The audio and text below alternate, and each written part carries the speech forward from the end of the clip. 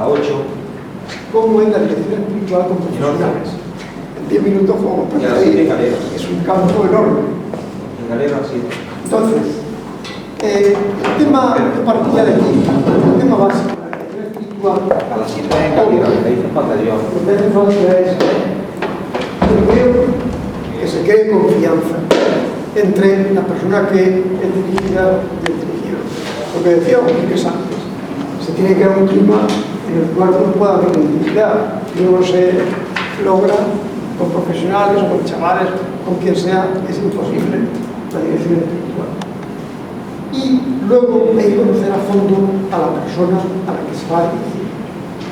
Ese tema, los profesionales hay que conocer cómo son como personas normales, como todo el mundo, conocer cuáles son sus características, sus condiciones, lo que sea, pero hay que saber también de forma especial cuál es la profesión que esa persona tiene y cuál es la problemática moral que se puede encontrar, tanto por dificultades morales que plantea esa profesión, como también por campos positivos que se le abren a esa persona en esa profesión. Por ejemplo, un ejemplo muy concreto, una persona que es un maestro o que es un profesor de universidad tiene un campo enorme de posibilidades de ayudar a influir en muchas personas. Tiene otro campo de poner la materia en una perspectiva cristiana.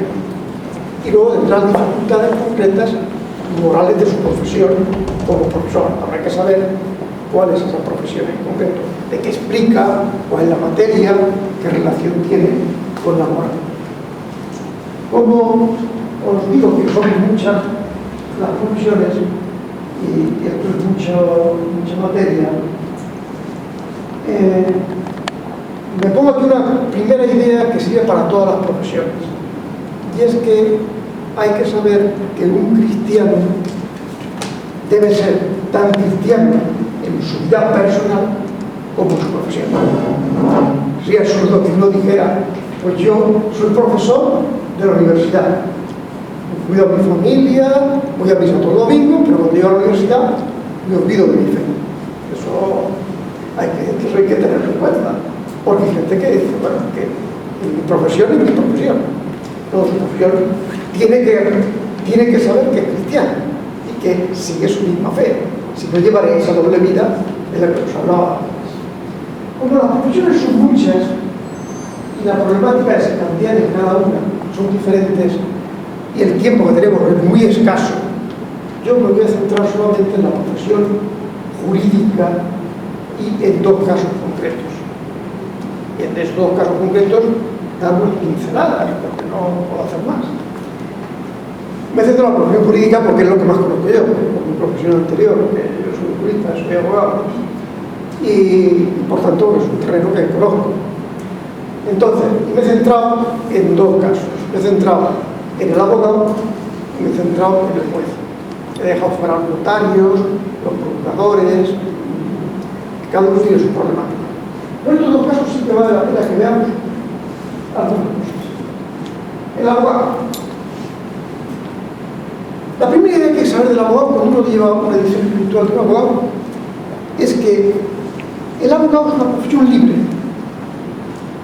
Libre quiere decir que es él el que elige a los clientes. En el sentido, la gente va a él a pedirle, ¿usted quiere ser mi abogado? Y él puede decir, pues sí o no. En el sentido, es una profesión libre. Esto va a influir mucho a la hora de ayudarle en problemas morales que se le van a presentar. A diferencia de que no es una profesión libre. Vamos a ver ahora a continuación. Como es una profesión libre y puede elegir, ahí tenemos un campo de movimiento ya bastante grande. Y hay que saber que la misión del abogado es defender al cliente. Estos dos parámetros nos van a ayudar mucho para la problemática que se plantea. En concreto, un abogado, esto hay que saberlo para cuando se les dirige. Un abogado tiene que explicar al cliente las opciones claras de defensa que existen. Actúa mal un abogado cuando llega un cliente y lo que piensa es sacar los pagos. Hombre, con esta persona, con este no voy a pagar yo las vacaciones, porque tú ya estás pensando de una forma que no es correcta. Y decir, no, ahora, en esta situación que usted me pone, pues hay tales posibilidades de ganar y tales posibilidades de perder. ¿Qué quiere usted que hagamos? Y le va a costar tanto. En segundo lugar, no debe mentir. Esto es muy complicado para un abogado. No debe mentir ni inducir a su cliente a que mienta. Esto es muy complicado porque, claro, como el abogado tiene que defender, porque a veces dicen, hombre, pero si se explica este asunto de esta forma, no, eso estaría mal, eso hay que saber ayudarle al abogado, no puedes mentir. Tienes que defender a tu cliente, y para defender no hace falta que el abogado diga toda la verdad. Cuando diga al cliente, tienes que decir esto con todo detalle. No, porque lo que puede hacer es decir, mira, de este asunto, esta historia, cuéntala, haciendo hincapié en este punto y en este punto. Que sean reales.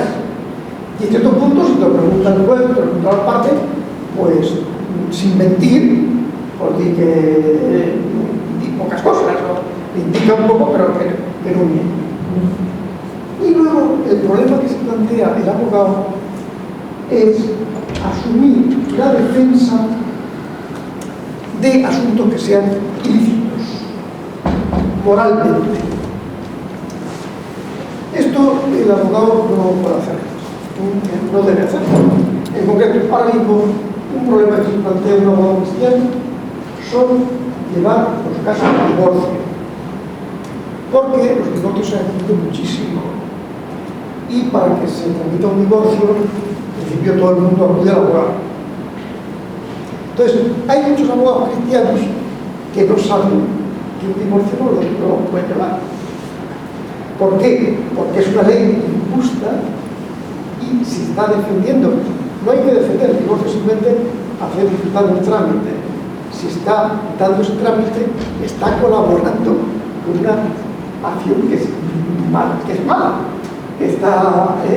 Que no puede ser. Otra cosa es que el abogado ayude a que se haga el convenio regulador entre los esposos para separarlos, que económicamente nadie quede perjudicado. Todo eso sí que puede. Pero intervenir en un proceso de divorcio, como cristiano, no debe intervenir. Esto hay que saberlo para formar al abogado que se dedica con nosotros y para ayudarle a este tema.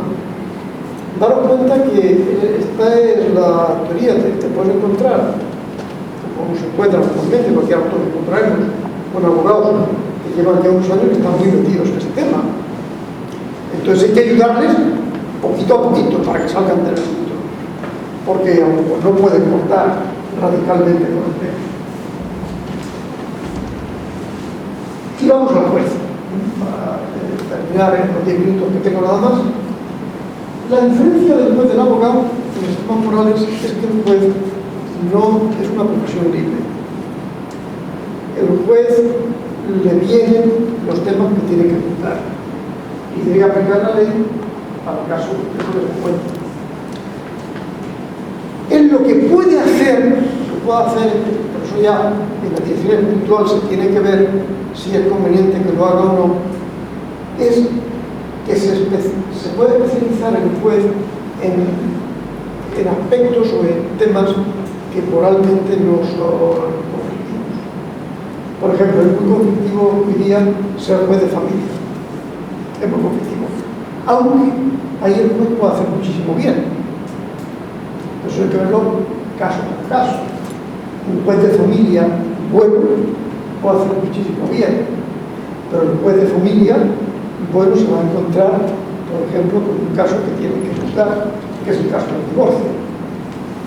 Porque mientras que el abogado puede decir, no, yo ante el divorcio, yo lo siento, pero yo no puedo, no lo voy a hacer, no lo hago.